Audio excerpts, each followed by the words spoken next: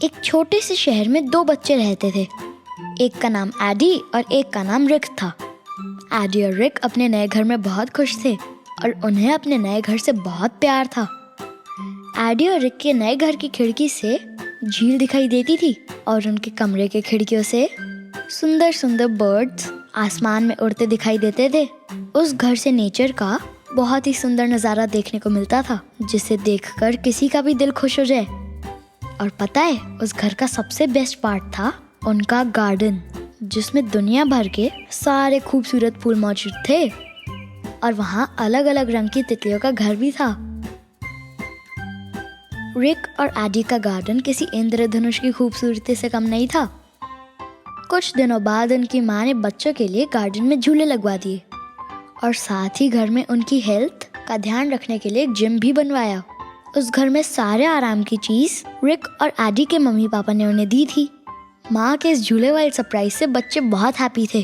वो जल्दी से बगीचे में गए और झूला लगाने में उन्होंने अपने पिता की मदद की। उनके पिता ने उनके लिए झूला बांधा और उसके बाद सभी घर के अंदर आकर आराम करने लगे। रात के 1 बज रहे होंगे कि रिक गार्डन में होने वाले शोर से जाग गया। बू बू एक आवाज आई। वो सुन उसने खिड़की से बाहर देखा। उसने देखा कि उनके झूले पर तो कोई बैठा हुआ था। रिक ने पूछा, कौन है? आवाज सुनकर वहां पे जो भी था वो जल्दी से उतरकर चला गया। रिक भी वापस अपने बेड पर आकर सो गया। अगली सुबह पूरी फैमिली नाश्ते के लिए एक साथ बैठी थी। रिक ने अपने मम्मी पापा को बताया कि कल रात उसने किसी को उनके झूले पर झूलते हुए देखा था। उसने कहा कि अंधेरे की वजह से वो उन्हें ढंग से देख नहीं सका। जब माँ ने रिक की बात सुनी तो उन्होंने कहा कि क्या तुम श्योरिटी के साथ कह सकते हो कि वहाँ कोई था? ऐसा भी तो हो सकता है कि तेज आवाज से झूला झूल रहा हो। ये सुन रिक ने सोचा कि हो सकता है कि उसे कोई गलत फहमी हुई हो। अगली सुबह रिक अपने भाई एडी के साथ अपने घर के पास वाली झील के किनारे खेल रहा था। तभी उसने और एडी ने झील के पास किसी को देखा, पर उसकी शक्ल वो ठीक से देख नहीं पाए। वो जब झील के पास पहुंचे तब वहाँ कोई नहीं था। अगली सुबह बच्चों ने झील पे जो कुछ देखा उसके बारे में अपने माता पिता को बताया, लेकिन माता पिता ने फिर से उनके डर को ये कहकर खत्म कर दिया कि उन्हें ऐसे ही कोई गलत फहमी हुई होगी। कुछ दिन बीत गए। बच्चों के साथ वही घटना रोज घटती रही और उनके माता पिता उनकी बातों को इग्नोर करते रहे। एक दिन दोनों भाइयों ने देखा कि उनकी मैथ्स होमवर्क की किताब गायब थी और साथ ही रिक ने पाया कि उसका पसंदीदा क्रिकेट का बैट भी गायब था। दोनों बच्चे बहुत तेज तेज रोने लगे। उन्होंने अपने मम्मी पापा को उनके ऊपर विश्वास करने को कहा, पर अचानक हवा और आंधी चलने लगी और सभी ने उस भूत को देखा। ये घटना होने के बाद रिक और एडी के पिता ने उनकी माँ से कहा, मुझे लगता है कि बच्चे सही बोल रहे थे, इस घर में भूत है। हमें इस बात का पता लगाना चाहिए कि आखिरकार भूत क्या चाहता है।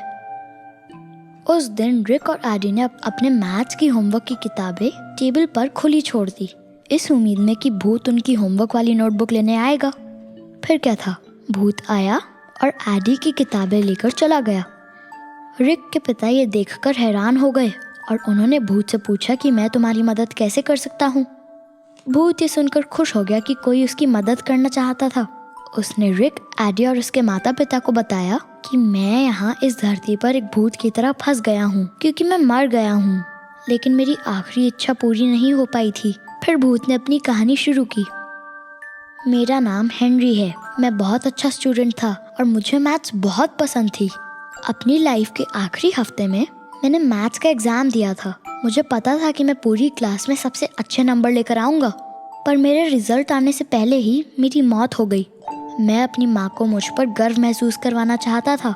ये सुनकर एडी, रिक और उनके माता पिता ने हेनरी की मदद करने की सोची और अगले दिन वो लोग हेनरी के स्कूल गए और शिक्षक के मिलने के बाद उनके बारे में पूछताछ की। वो उसके क्लास के टीचर के पास गए और उन्हें बताया कि उनकी क्लास में हेनरी नाम का एक बहुत ही इंटेलिजेंट बच्चा पढ़ा करता था, जिसकी मौत हो गई थी और इसीलिए टीचर ने उसका पेपर चेक नहीं किया।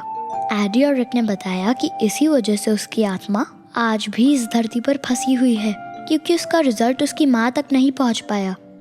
फिर जब हेनरी की टीचर ने हेनरी का पेपर चेक किया तो मैथ्स के साथ साथ उसके बाकी सब्जेक्ट्स में भी पूरे के पूरे मार्क्स आए थे।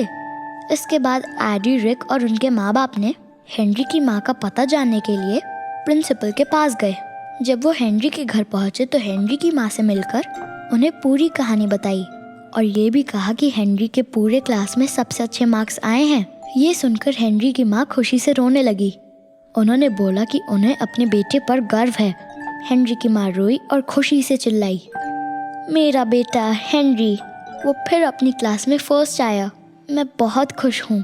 तभी अचानक से हेनरी अपनी माँ के सामने प्रकट हुआ। उसने कहा, माँ, तुझे देखकर मुझे इतनी खुशी हुई है। मैंने अपना वादा पूरा किया और मैं अपनी क्लास में सबसे फर्स्ट आया था।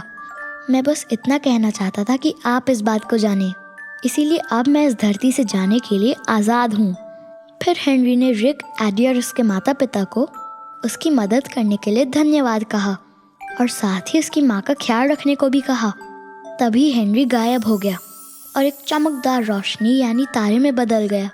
रिक और एडी के माता पिता भी अपने बच्चों के साथ वापस घर लौट आए और उसके बाद उस घर में कभी कोई परेशानी नहीं आई। कहानी अंत में खुशी के साथ खत्म होती है। तो दोस्तों, अगर आपको ये स्टोरी अच्छी लगी तो मुझे अपने रिव्यू कमेंट्स में ज़रूर बताइएगा।